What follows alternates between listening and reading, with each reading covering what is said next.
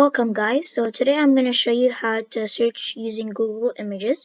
So there are a couple of ways to get to the website. The first way is just to click on where it says images on the top right.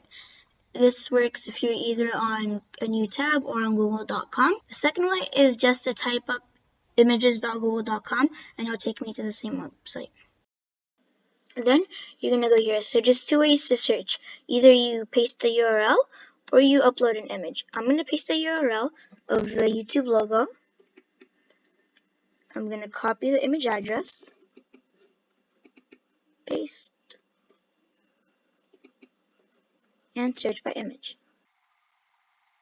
And it tells me it's icon YouTube logo. Sometimes it's not the most accurate, but in this case it is pretty accurate.